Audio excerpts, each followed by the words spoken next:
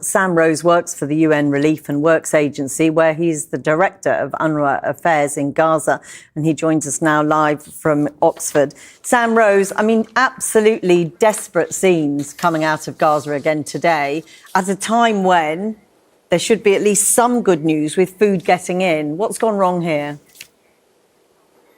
Yeah, I mean, as you say, this is so distressing.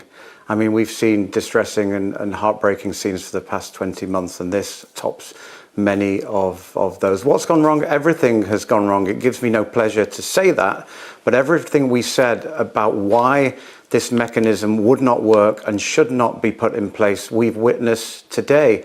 The complete humiliation and dehumanization of a hungry, scared, injured, exhausted population, the corralling of humans into what can only be described as cattle pens in Rafah, massive overcrowding, no supply to meet the demand, no proper distribution networks. It's harrowing and it's heartbreaking, and it was completely avoidable, and it is completely avoidable if we're allowed to do our work. I mean, is it possible that this just is an illustration of people who are starving? You say, you know, the supply didn't meet demand.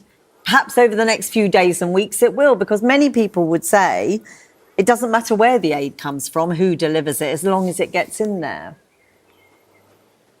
Well, the United Nations showed during the ceasefire that we have the ability to deliver aid safely, at scale, to reach people where they are. This is not what happened today, and it's not what will happen over the course of the 3 weeks for a modality such as this, whereas people are forced to go to certain locations to pick up a box of poultry food items. Yes, they need food, but they do not need food to be distributed in this way. How are the sick, the elderly, the wounded, the infirm supposed to make their ways to these aid centres? How are these people supposed to get the services that they need to go alongside this food? We have tens of thousands, over 100,000 people have been injured in this conflict. How are they supposed to get the food and get the service that we need? And we have no time to wait. The population is on the verge of famine, on the verge of starvation. In UNRWA, my organisation, we have the largest uninterrupted UN food operation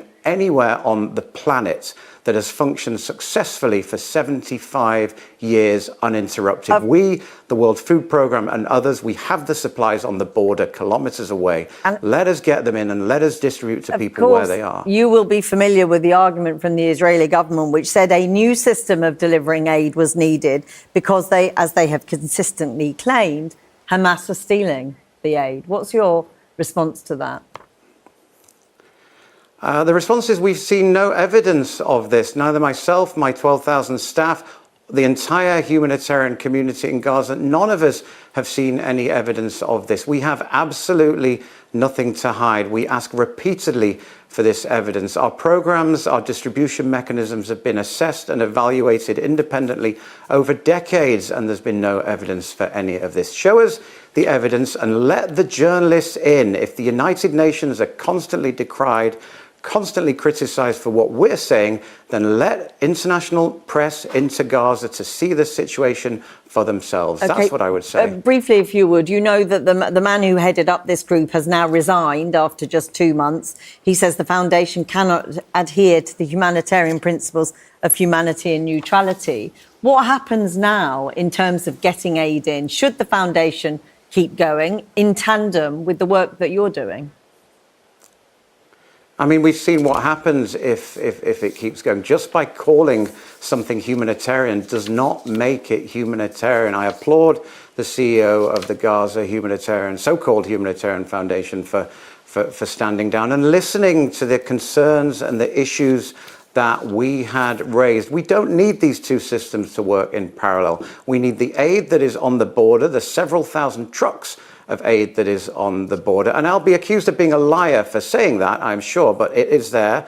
Believe me, we need to be allowed to get that in. In 4 days during the ceasefire, my organisation, UNRWA, we distributed food to 1 million people. That's what's needed for these people who are facing famine and starvation. Sam Rose, going to have to end it there, but thank you very much for speaking to us.